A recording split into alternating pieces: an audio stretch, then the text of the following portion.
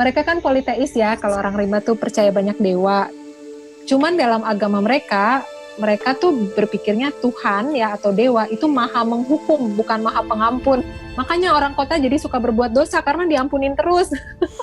Terus Tuhan maha penyayang. Enggak, kalau di rimba Tuhan tuh maha penghukum, Tuhan suka mengirim penyakit gitu. Menurut mereka Tuhan kita nggak keren, makanya akhirnya orang-orangnya juga jadi pada jahat-jahat.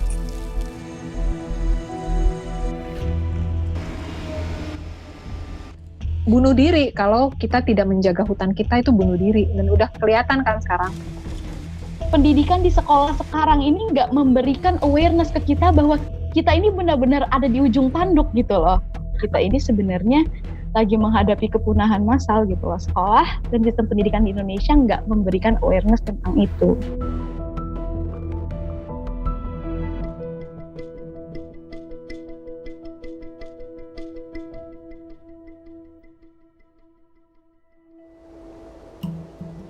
Sebelum lanjut berbicara tentang kehutanan, kita perlu tahu dulu tentang konsep keragaman hayati atau biodiversitas. Arti biodiversitas adalah keragaman berbagai jenis kehidupan yang ada di bumi. Bagi kita semua yang tinggal di kota dan jauh dengan hutan, kehidupan alam liar mungkin hanya bisa kita lihat di televisi. Namun pada kenyataannya, udara yang kita hirup, air yang kita minum, dan makanan kita semua bergantung pada biodiversitas. Beberapa contoh sangat jelas. Tanpa tumbuhan tidak akan ada oksigen. Tanpa lebah tidak akan ada proses pembuahan. Hutan adalah rumah bagi biodiversitas di bumi. Kalau bahasa klise kan selalu dibilang hutan itu paru-paru bumi tuh. Aku melihatnya sih bukan sekedar hutan. Kalau kita menyia-nyiakan pengetahuan manusia yang paham tentang hutan, yaitu orang rimba, masyarakat-masyarakat yang tinggal di hutan, kita semua yang akan rugi gitu. Di bumi sudah ditemukan 1,7 juta spesies makhluk hidup dan diperkirakan ada 9 juta spesies yang belum ditemukan dan tercatat. Namun, hanya sejak 40 tahun terakhir, jumlah hewan liar di dunia berkurang hingga separuh. Separuh. Peradaban manusia sudah menghantarkan spesies-spesies lain menuju kepunahan 1000 kali lipat lebih cepat dibandingkan proses alaminya. Padahal, tidak ada satupun individu atau satu jenis spesies yang dapat hidup sendiri tanpa makhluk hidup lain. Kalau orang rimba bilangnya konsep kulkas. Itu aneh-aneh karena mereka pakai bahasa kota. Mereka kan lihat kulkas ya di kota. Apa ini kulkas? Katanya. Aku bilang ini makanan. Kenapa ditaruh situ? Supaya awet. Supaya kalau orang mau perlu ambil sedikit aja. Begitu kenyang, ya udah nggak ngambil lagi. Sisanya ditaruh di kulkas. Oh, kami juga punya kulkas di hutan. Sehutan-hutan tuh kulkas karena kami ngambil secukupnya. Besok mau ambil lagi gitu. Orang kota menganggap hutan itu bukan kulkas gitu. Mungkin kayak supermarket yang harus dijarah gitu. Kalau buat orang rimba enggak, kenapa aku ngambil sedikit? Karena besok saya perlu lagi. Yang mereka lakukan itu investasi. Aku menginvest kebaikan supaya besok kebaikan itu bisa aku ambil lagi gitu. Selalu dalam kalimat klise kita semua berkata, melestarikan lingkungan untuk anak cucu kita. Untuk generasi yang akan datang. Dan sekarang, inilah suara anak cucu tersebut. We are in the beginning of a mass extinction, and all you can talk about is money and fairy tales of eternal economic growth. How dare you? Yang sebenarnya sudah sejak lama mengatakan hal yang sama. I'm here to speak for the countless animals dying across this planet because they have nowhere left to go. And now we hear of animals and plants going extinct every day, vanishing forever. Dan di Indonesia ada Salsabila, pelajar berusia 16 tahun, bersama dengan grup Jaga Rimba yang ia dirikan. Kalau kita lihat fenomena alam, bagaimana alam bekerja, ini kan nggak seharusnya seperti itu. Kita panik tapi kita nggak bisa ngapa-ngapain karena di sekolah kita nggak pernah diajarkan untuk peduli dengan sekitar kita. Terus sistem pendidikan di Indonesia itu kita selalu diajarkan untuk menghafal, tapi kritisnya itu nggak ada. Saat Salsabila masih bersekolah formal, ia menyerukan mogok sekolah untuk hutan. Rutin setiap Jumat, Salsa dan teman-temannya bolos sekolah dan berunjuk rasa. Hingga akhirnya ia memutuskan untuk keluar sekolah, homeschooling, dan menggunakan waktu yang ia punya untuk hutan dan lingkungan. Mogok sekolah untuk hutan pertama kali itu tanggal 13 Januari 2020. Waktu itu aku bolos sekolah, langsung ke KLHK pagi-pagi. Ketika turun, ya memang nggak mengharapkan apa-apa, cuma mau ngeluarin marah sama sedih aja sih. Dan mereka awalnya ya kayak ketawa gitulah, kamu idealis banget sih, oh udahlah sekolah aja dan lain sebagainya gitu.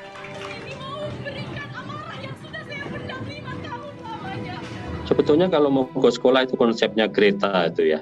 Saking keselnya dia terhadap situasi yang ini kok hanya ngomong aja ini para pakar dan semua ini ya.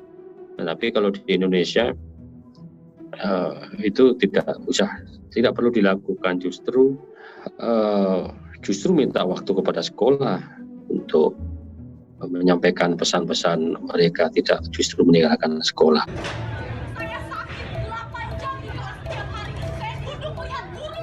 Wah, kalau aku sih paling nggak mendukung kurikulum nasional kita. Kalau menurut aku, anak-anak masih nggak punya kepentingan ekonomi kan dan politik gitu. Sebenarnya kan setiap anak lahir sebagai saintis tuh, punya keingintahuan yang besar, punya daya kritis yang tajam, budaya dan pendidikan yang menghancurkan mereka kan.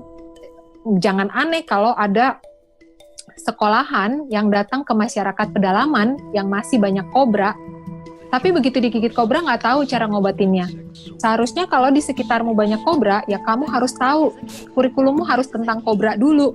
Yang lain-lainnya ya ntar kalau ada sisa waktu gitu. Nah itu aku betul-betul menyalahkan kurikulum nasional yang sudah banyak menghilangkan semua pengetahuan hebat nenek moyang kita. Jadi yang rugi kita sendiri. Ini bukan soal respect atau soal hilang atau enggak ya. Kita rugi sendiri. Banyak orang yang mati karena gigitan kobra, padahal dulunya tinggal metik tuh daunnya.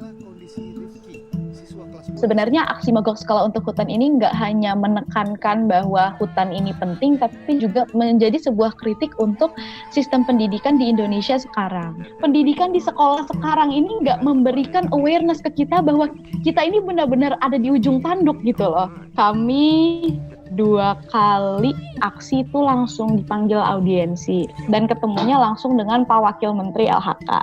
Tapi pas kalau ngelihat hasil audiensi sebenarnya agak sia-sia juga sih. Kami ini masih sekolah, jadi mereka nganggapnya ini, wah ini anak sekolah udah turun, udah paham masalah hutan, jadi jatuhnya lebih banyak ke pujian-pujian yang sebenarnya nggak kita inginkan. Kita maunya mereka bilang, oke, kami akan turun ke lapangan, enggak. Aku nggak tahu 10 tahun lagi apakah mereka akan merasakan dampak dari kebijakan-kebijakan yang mereka buat. Tapi yang pasti yang akan terkena dampaknya itu anak cucu mereka. Dan anak cucu mereka, kita adalah salah satu bagian dari mereka.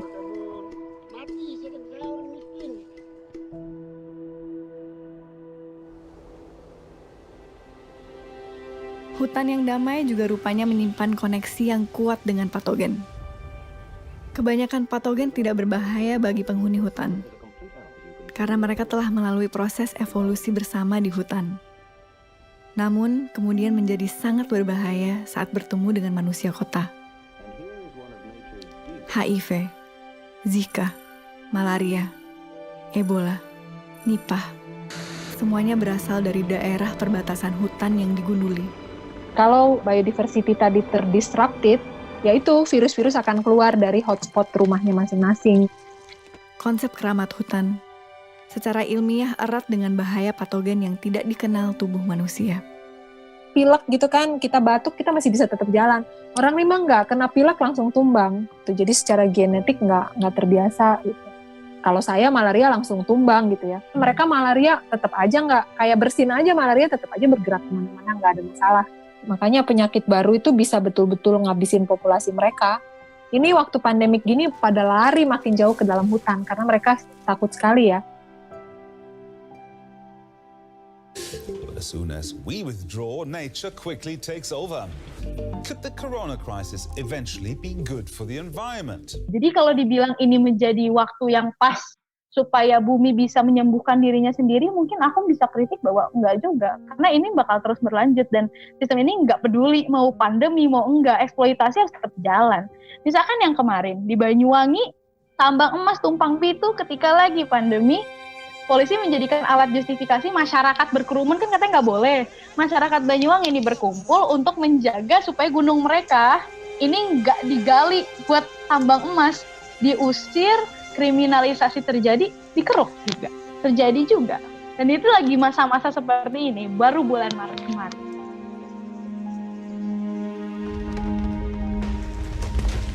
Rusaknya biodiversitas juga berpengaruh langsung pada perubahan iklim dan global warming.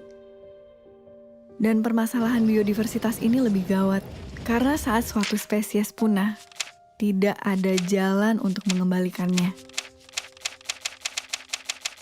Namun, kita semua bisa berperan langsung untuk mencegah hal itu.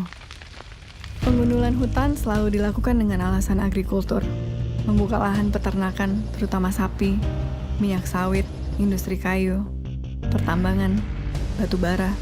Ini adalah produk-produk yang kita konsumsi setiap hari, non-stop. Minyak sawit ada di hampir semua makanan, mulai dari minyak goreng hingga coklat, bahkan dalam sampo dan sabun. Hewan ternak membutuhkan konsumsi pakan ternak yang dihasilkan dari proses agrikultur yang masif. Kayu menjadi kertas, furnitur. Batu bara menjadi listrik yang setiap menit kita konsumsi dengan rakusnya. Dalam semua komponen smartphone dan benda elektronik yang kamu pakai untuk menonton film ini, ada jejak industri pertambangan di sana. Dengan memilih dan mengkonsumsi produk makanan, sabun, dan sampo alternatif, hemat dalam menggunakan kertas, mengurangi konsumsi daging, hemat listrik, efektif memakai gadget, buka wawasan, tonton film dokumenter tentang lingkungan, bahkan sesederhana mengurangi makan gorengan, sudah merupakan kontribusi nyata dalam mencegah pengundulan hutan. Secara langsung, kita menyetop kepunahan massal hanya dengan merubah pola pikir kita. Jadi jangan lo ngerasa lo pinter, karena sebenarnya bagaimana orang rimba melihat kamu harusnya malu loh dengan cara hidup kamu yang seperti itu. Berpikirnya terbalik gitu. Lalu orang seperti ini dari Jakarta datang ke saya di Rimba, mengajari saya cara hidup yang lebih baik gitu ya, bilang saya bodoh, sok-sok ngajarin saya apa yang mau saya contoh gitu. Di mananya saya bisa kagum sama kalian kalau kalian cara hidupnya begitu.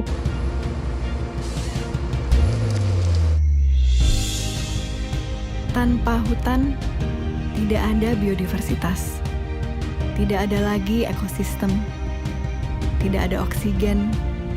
Tidak ada lagi air. Tidak ada lagi kehidupan.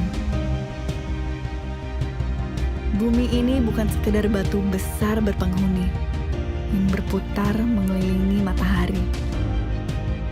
Kehidupan bukan hanya berada di permukaan bumi. Bumi adalah kehidupan itu sendiri. Tanpa bumi, tidak ada kehidupan. Mana mungkin sebongkah batu yang mengelilingi matahari ini adalah makhluk yang hidup dan sadar, seperti kita. Manusia dengan otak dan kesadarannya adalah cerminan kesadaran kolektif bumi. Kesadaran bahwa kita adalah bumi. Bumi yang menjadi sadar dengan eksistensinya. Kesadaran bahwa kita semua dalam kehidupan ini saling terkait.